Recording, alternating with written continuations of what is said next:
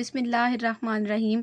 अस्सलाम वालेकुम 10th class बेटे, उम्मीद करती हूँ आप सब खैरियत से होंगे। बेटे आज हमने आपकी केमिस्ट्री की जो न्यू बुक है उसके चैप्टर नंबर 14 जो कि आपकी बुक का पहला चैप्टर है उसको स्टार्ट करना है इंशाअल्लाह ताला। इस चैनल पे आपको जो है बोर्ड पैटर्न के हिसाब से तमाम के तमाम जो है इस बुक के चैप्टर्स कवर करवाए जाएंगे। हम चीज़ों को ओवर बर्डनाइज नहीं करेंगे, टू दी पॉइंट लेकर चलेंगे, जिससे आप जो है इस चैप्टर के अंदर से जो जितने भी इंपॉर्टेंट क्वेश्चन आएंगे उनको भी अटैम्प्ट कर सकेंगे। इसके साथ साथ आपके केमिस्ट्री के पेपर के अंदर फुल मार्क्स आएंगे।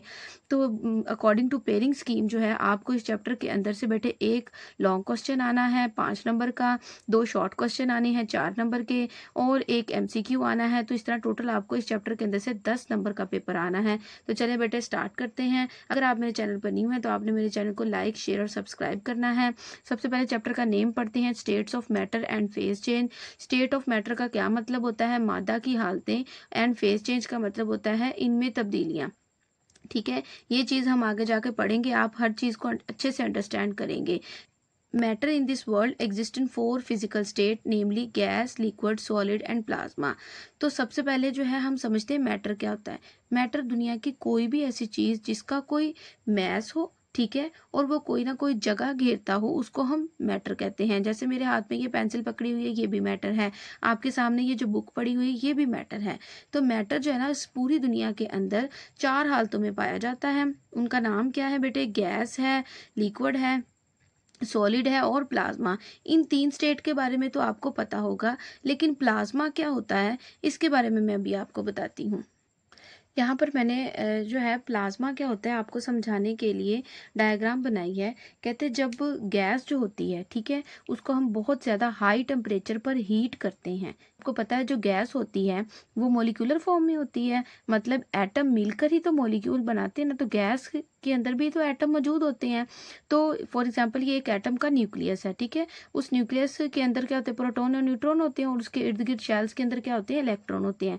तो कहते हैं जब हम गैस को बहुत ज़्यादा हाई टेम्परेचर पर हीट करते हैं ना, गैसियस गैस के जो एटम होते हैं ना, उनके जो वैलेंस शेल होते हैं उसके अंदर से इलेक्ट्रॉन जो होते हैं वो बाहर आ जाते हैं। उनके बाहर आने की वजह से क्या होता है? फ्री इलेक्ट्रॉन पैदा हो जाते हैं, जिसकी वजह से जो है वो गैस जो होती है वो ग्लो करना शुरू कर देती है। ठीक है, तो जब गैस ग्लो करना शुरू कर देती है तो गैस जो होती है वो प्लाज्मा में तब्दील हो जाती है। आपने अक्सर नियॉन साइन बोर्ड का वर्ड सुना होगा, या फिर अक्सर आपने देखा होगा बड़ी बड़ी शॉप्स के बाहर जो होते हैं ना, वो उनकी ब्रांडिंग के लिए लाइटिंग लगी होती है ना, उसके अंदर भी बेटे प्लाज्मा को ही यूज करते हैं। तो आई होप आपको प्लाज्मा की समझ आ गई होगी। तो काइनेटिक पार्टिकल थ्योरी के बारे में पढ़ने से पहले जो है ना हमें ये पता होना चाहिए कि काइनेटिक पार्टिकल थ्योरी होती क्या है। काइनेटिक पार्टिकल थ्योरी कहती है कि इस दुनिया का तमाम जो मैटर है वो पार्टिकल से, छोटे छोटे जर्रात मतलब पार्टिकल से मिलकर बना हुआ है, और वो जो पार्टिकल्स हैं वो बेतरतीबी से हर वक्त जो है वो मूव कर रहे हैं। हमने काइनेटिक पार्टिकल थ्योरी का कॉन्सेप्ट समझ लिया। अब हम उसकी प्रॉपर्टीज के बारे में बात करेंगे कि वो सॉलिड में, लिक्विड में और गैस में किस तरीके से बिहेव करती है।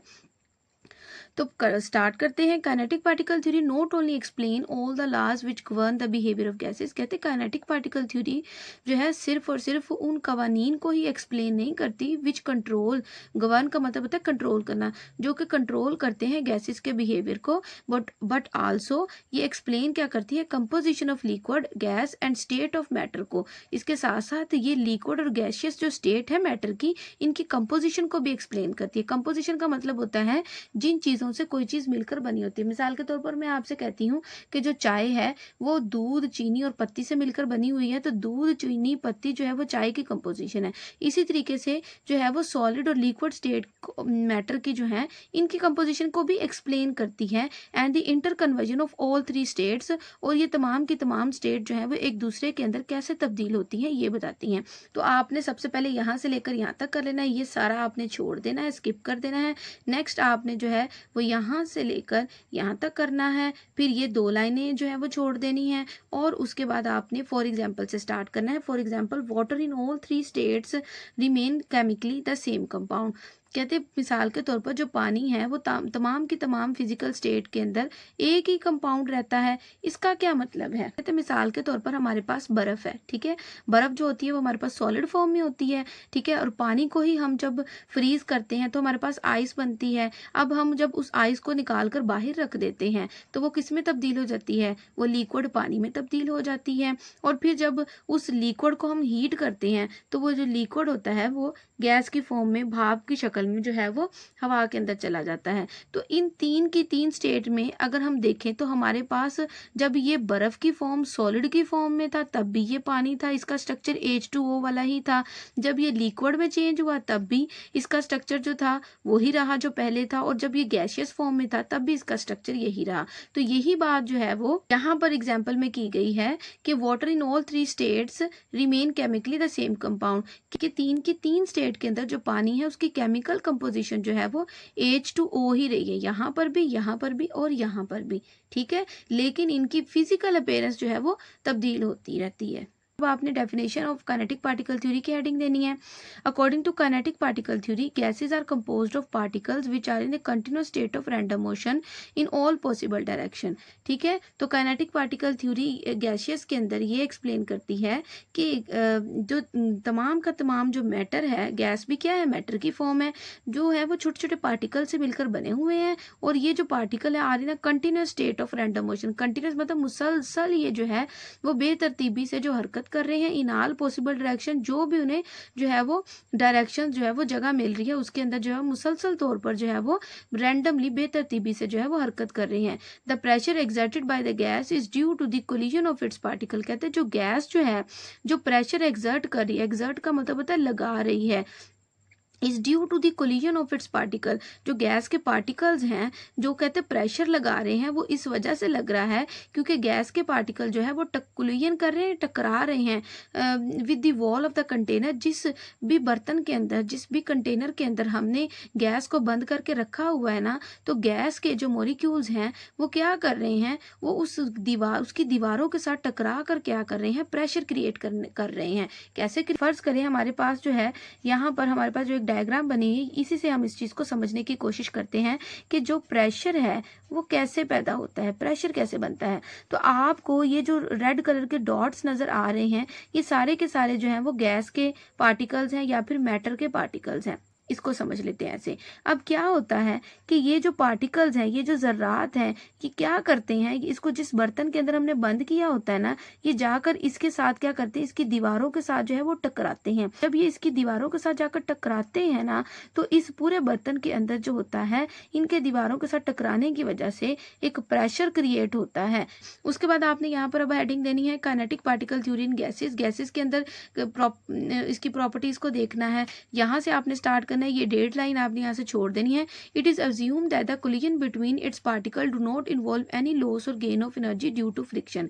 कहते हैं ये बात अज्यूम की गई है, इसके जो पार्टिकल्स हैं टकराते हैं ना, तो ना तो एनर्जी लॉस होती है ना ही एनर्जी गेन होती है फ्रिक्शन की वजह से, ठीक है। उसके बाद आपने आगे से ये जो है ये दो लाइनें छोड़ देनी है और यहाँ से स्टार्ट करना है। The average kinetic energy of the particle is directly proportional to the temperature measured on कैनवल स्केल।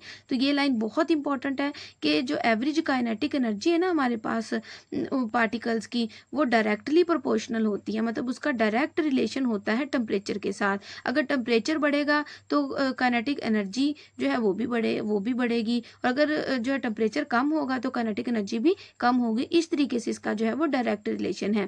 केल्विन स्केल पर the average kinetic energy is the same for all the gases at the same temperature. कहते हैं जो average kinetic energy है ना तमाम की तमाम गैसेज के लिए सेम टेम्परेचर पर जो है वो सेम होती है। नेक्स्ट आपने क्या करना है, हेडिंग देनी है kinetic particle theory in liquid. अब ये हमने हेडिंग इस तरीके से क्यों दी है, क्योंकि आपको क्वेश्चन इस तरीके से भी पूछ सकता है। सबसे पहले तो वो कहेगा what is kinetic particle theory, तो आपने यहाँ से लेकर यहाँ तक लिख देना है। उसके बाद आपसे पूछ सकता है कि काइनेटिक पार्टिकल थ्योरी को आप गैसेस में, लिक्विड में और इसके अलावा जो है वो सॉलिड के अंदर आपने एक्सप्लेन करना है। तो इसलिए मैंने आपको ये हेडिंग दिलवाई है कि आपने कंफ्यूज होकर सारा ही नहीं लिखने लग पड़ना, आपने टू दी पॉइंट आंसर देना है, क्योंकि एग्जामिनर ने जो होता है वो टू दी पॉइंट ही चेक करना होता है। उसके पास इतना टाइम नहीं होता कि वो आपके इतने बड़े आंसर से जो है वो खुद ब खुद जो करेक्ट आंसर है वो निकालता रहे, ठीक है। तो इसके बाद यहाँ पर है अकॉर्डिंग टू काइनेटिक थ्योरी के मुताबिक the particles in liquid are quite close to one another. कहते हैं काइनेटिक पार्टिकल थ्योरी के मुताबिक जो लिक्विड के जो पार्टिकल्स होते हैं ना, वो एक दूसरे के गैस की निस्बत जो होते हैं वो करीब होते हैं। They are also moving in all possible direction. ये भी इनको भी जो भी पॉसिबल डायरेक्शन मिलती है उसके अंदर वो मूव कर रहे होते हैं, जिसके नतीजे में क्या होता है, the particles of liquid do not have any fixed position and shape.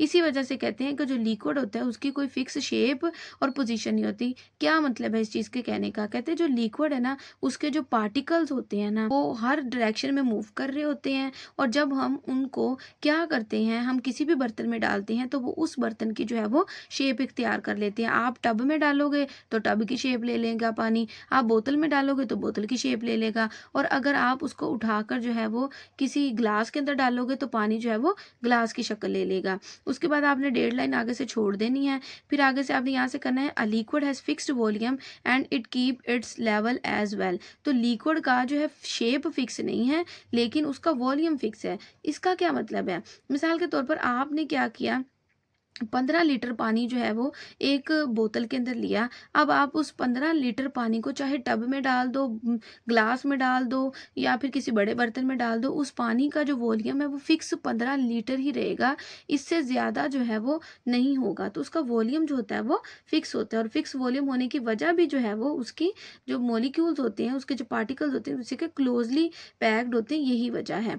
उसके बाद आपने नेक्स्ट यहाँ पर हेडिंग देनी है, kinetic particle theory in solid में। ठीक है, यहाँ से लाइन आपने ये वाली डेड लाइन छोड़ देनी है, यहाँ से स्टार्ट करना है। According to kinetic particle theory के हिसाब से the inter particle forces in the solid substances are so strong. Inter particle forces का मतलब होता है, इंटर का मतलब होता है दो के दरमियान। तो कहते हैं दो पार्टिकल्स, दो एटम आयन जो मोलिक्यूल के दरमियान या फिर दो पार्टिकल्स के दरमियान में जो फोर्सेस होती हैं, ताकत मौजूद होती है सॉलिड सब्सटेंस के अंदर, इतनी ज़्यादा स्ट्रॉन्ग होती है कि वो अपनी जो है पोजीशन जो होती है उसको फिक्स रखते हैं, वहाँ से मूव नहीं करते। ठीक है, क्यों, अगर हम देखें तो हम देखते हैं कि जो सॉलिड होते हैं ना, उसके जो पार्टिकल्स होते हैं ना, वो बिल्कुल एक दूसरे के जो है तो वो इस तरीके से करीब करीब होते हैं। तो जब करीब करीब होते हैं तो एक दूसरे को उन्होंने बहुत मजबूती से जो है वो पकड़ कर रखा होता है, जिसकी वजह से क्या होता है कि इनकी जो पोजीशन होती है वो फिक्स रहती है। यहाँ पे आपसे जो क्वेश्चन बनकर आ सकता है एज अ शॉर्ट के तौर पर, तो पूछ सकते हैं कि जो सॉलिड है उसका फिक्स शेप और वॉल्यूम क्यों है। तो आपने इसका आंसर जो है वो यहाँ से लेकर यहाँ तक लिख देना है, क्योंकि जो सॉलिड पार्टिकल्स होते हैं उनके अंदर सिर्फ वाइब्रेशनल मोशन होता है, और ये रिस्ट्रिक्टेड मूवमेंट जो होती है ये सॉलिड पार्टिकल्स को उनकी फिक्स पोजिशन पर रखती है, और जिसकी वजह से उनका वॉल्यूम भी फिक्स होता है और उनकी शेप भी फिक्स होती है। 14.1 वो है इंटरनल एनर्जी। इंटरनल एनर्जी क्या होती है कि इंटरनल एनर्जी होती है काइनेटिक और पोटेंशियल एनर्जी को मिलाकर जब हम लिखते हैं तो वो हमारे पास इंटरनल एनर्जी निकलती है। किसी भी चीज़ की जो इंटरनल एनर्जी है is the total energy is contain, कि टोटल जो एनर्जी इसके अंदर मौजूद है उसको हम इसकी इंटरनल एनर्जी कहते हैं। मतलब कि इंटरनल एनर्जी हमारे पास जो है वो काइनेटिक और पोटेंशियल एनर्जी के बराबर होती है। काइनेटिक का मतलब होता है किसी भी पार्टिकल की मूवमेंट की वजह से, हरकत की वजह से जो एनर्जी होती है उसको हम काइनेटिक एनर्जी कहते हैं, और किसी भी पार्टिकल की पोजीशन की वजह से जो एनर्जी होती है उसको हम पोटेंशियल एनर्जी कहते हैं। ठीक है, उसके बाद हमारे पास है, it include the kinetic energy of its particle and the potential energy due to the bonding between them. अब दो एटम हैं उनके दरमियान में अट्रैक्टिव फोर्सेस या फिर उनके दरमियान में जो रिपल्सिव फोर्सेस हैं, अट्रैक्ट करने वाली कशिश की फोर्सेस किस तरह से हैं, उनकी पोजीशन क्या है, दो एटम के दरमियान में पोजीशन क्या है, उसकी वजह से जो एनर्जी होती है उसको हम पोटेंशियल एनर्जी कहते हैं। Heat increase the internal energy of a system, और जब हम किसी भी सिस्टम को हीट करते हैं तो उसकी इंटरनल एनर्जी जो होती है वो इंक्रीज हो जाती है। अब यहाँ पे आपको क्विक चेक के नाम से नजर आ रही है छोटी छोटी एक्सरसाइजेस, तो इसके लिए मैं अलग वीडियो बनाकर, जब ये चैप्टर हमारा कंप्लीट होगा तो उसके अंदर अलग वीडियो बनाकर आपको जो है वो हर एक जो है वो उसके क्वेश्चंस के आंसर्स को समझाऊंगी भी, और आपको इनके आंसर प्रोवाइड करूंगी। वो है inter conversion of physical state, conversion of solid into a liquid, जिसको हम कहते हैं मेल्टिंग। तो यहाँ पर जो इंपॉर्टेंट क्वेश्चन बनता है वो है व्हाट इज मेल्टिंग पॉइंट। तो चलें पढ़ते हैं, इसके अंदर क्या लिखा हुआ है। कहते हैं the physical state of solid substance can can be changed by simple heating. कहते जो कोई भी सॉलिड सब्सटेंस है, कोई हमारे पास जो ठोस चीज़ है, सब्सटेंस का मतलब होता है शय, उसकी जो फिजिकल स्टेट मतलब हमें नजर आने वाली जो हालत है उसको हम तब्दील कैसे कर सकते हैं? बाय हीटिंग, उसको हीट करके। ठीक है, heat increase the kinetic energy of the particle. जब हम उसको हीट करते हैं तो उसकी जो काइनेटिक एनर्जी होती है वो बढ़ जाती है, एंड दे स्टार्ट वाइब्रेटिंग, और वो जो है वो वाइब्रेट करना शुरू कर देते हैं at a higher frequency. High frequency के ऊपर जो है वो वाइब्रेट करना शुरू कर देते हैं। कौन वाइब्रेट करना शुरू कर देते हैं? उसके पार्टिकल्स। ठीक है, एट अ पर्टिकुलर टेम्परेचर के खास टेम्परेचर के ऊपर the vibrational motion becomes so fast, उनका ये जो वाइब्रेशनल मोशन है इतना तेज हो जाता है that it overcome the cohesive forces, कि वो उनके दरमियान में जो कोहेसिव फोर्सेस मौजूद होती हैं उसको जो है वो ओवरकम कर लेते हैं, उसको वो खत्म कर देते हैं, उस पर काबू पा लेते हैं। ओवरकम कर लेते हैं मतलब काबू पा लेते हैं। कोहेसिव एटम के दरमियान में जो अट्रैक्टिव फोर्सेस मौजूद है उसको हम कोहेसिव फोर्सेस कहते हैं। एज अ रिजल्ट जब वो इन अट्रैक्टिव फोर्सेस पर काबू पा लेते हैं तो क्या होता है? सॉलिड स्टार्ट मेल्टिंग, जो ठोस चीज होती है वो हमारे पास वो मेल्ट होना, पिघलना शुरू कर देती है उस टेम्परेचर पर, तो उसको हम क्या कहते हैं? मेल्टिंग पॉइंट कहते हैं। ठीक है, at the melting point the particle of solid not only lose their mean position. Mean position का मतलब होता है फिक्स या फिर उनकी जो ओरिजिनल पोजीशन थी। कहते हैं जब मेल्टिंग पॉइंट आता है तो पार्टिकल, सॉलिड के जो पार्टिकल्स होते हैं ना सिर्फ उनकी जो मीन पोजीशन लूज होती है, उसके साथ साथ उनकी अरेंजमेंट भी खराब हो जाती है। ठीक है, द सॉलिड कोलैप्स, जो सॉलिड होता है वो कोलैप्स कर जाता है, मतलब उसकी शक्ल जो होती है वो बिगड़ जाती है, and turn into a liquid, और वो लिक्विड में तब्दील हो जाता है। सेम जैसे कि यहाँ पर आपको एक बर्फ की एग्जांपल दी हुई है, और थोड़ी देर पहले हमने भी एक एग्जांपल डिस्कस की थी कि जब हम जो है वो हमारे पास फॉर एग्जांपल बर्फ थी, और बर्फ को जब हम हीट करते हैं तो क्या होता है? ये पानी के अंदर मतलब कि लिक्विड के अंदर चेंज हो जाती है। तो बर्फ का पानी के अंदर तब्दील होना भी जो है वो एक मेल्टिंग की एग्जाम्पल है। बात क्या है कि heating a solid below it's melting point increase its kinetic energy and temperature that weaken the force of attraction between the particle. अब ये सॉलिड से लिक्विड में जो बर्फ है तब्दील कैसे होती है? कहते जब हम क्या करते हैं, सॉलिड को, जैसे कि बर्फ है उसको जब हीट करते हैं तो उसकी काइनेटिक एनर्जी और जो टेम्परेचर होता है इंक्रीज होने की वजह से उसके जो एटम या पार्टिकल्स हैं उनके दरमियान में जो स्ट्रॉन्ग फोर्सेस होती हैं वो वीक हो जाती हैं, मेल्ट होना शुरू हो जाती है। Further heating the solid after it has started melting does not increase the temperature, क्योंकि जो है वो तमाम की तमाम जो हीट है वो सॉलिड को लिक्विड के अंदर तब्दील करने के लिए इस्तेमाल की जा रही है। ठीक है, इस वजह से फर्दर हम टेम्परेचर जितना मर्जी इंक्रीज करते रहें, जब तक सारे का सारा सॉलिड लिक्विड में कन्वर्ट नहीं होगा तब तक जो है वो टेम्परेचर इंक्रीज नहीं होगा। तो ये उम्मीद करती हूँ आपको जो है वो मेल्टिंग का जो टॉपिक है वो समझ आ गया होगा। नेक्स्ट हमारे पास जो टॉपिक है जिसके अंदर से जो शॉर्ट क्वेश्चन हमारे पास बन सकता है वह है डिफाइन बॉइलिंग एंड एवेपोरेशन। तो the molecules of a liquid keep on coming out from the surface of the liquid at all the temperature. कहते हैं जो लिक्विड है ना, चाहे उसको हम हीट करें या ना करें, लेकिन नॉर्मल जो है हमारा जो रूम टेम्परेचर है ना उसी पर ही क्या होता है कि जो पानी है ना उसकी जो सरफेस होती है, उस जो पानी के मॉलिक्यूल्स हैं वो गैस की फॉर्म में जो है वो हर वक्त जो होते हैं एस्केप करते रहते हैं, निकलते रहते हैं। इसी को ही हम क्या कहते हैं? एवेपोरेशन, मतलब बुखारात बनकर निकल जाना। ठीक है, पानी की सतह से जो पानी के मॉलिक्यूल्स हैं उनका गैस की शक्ल में जो है वो बुखारात बनकर निकल जाने को हम क्या कहते हैं? एवेपोरेशन कहते हैं, और ये नॉर्मल टेम्परेचर पर हर टाइम जारी रहती है। Heating a liquid increase the kinetic energy of it's molecule. जब हम किसी लिक्विड को हीट करते हैं तो उसकी काइनेटिक एनर्जी बढ़ जाती है। जब हम उस लिक्विड को मजीद हीट करते हैं तो उसकी काइनेटिक एनर्जी इस कदर इंक्रीज हो जाएगी, इंटर पार्टिकल फोर्सेज होंगी वो वीक हो जाएंगी। इंटर पार्टिकल मतलब एक पार्टिकल की दूसरे पार्टिकल के साथ जो अट्रैक्टिव फोर्स है ना, जिस ताकत से उन दोनों ने एक दूसरे को पकड़ कर रखा हुआ है, वो उनके दरमियान में कमजोर हो जाएगी। ऐसे बिल्कुल जैसे कि दो दोस्त हैं, उन्होंने एक दूसरे के हाथ पकड़े हुए हैं, जब उन दोनों को एक दूसरे से दूर खींचा जाएगा तो उनके दरमियान में जो कशिश की कुव्वतें हैं, उनके दरमियान में जो बॉन्डिंग है वो वीक होगी। ठीक है, इसी तरीके से इंटर पार्टिकल फोर्सेस वो वीकन हो जाती हैं।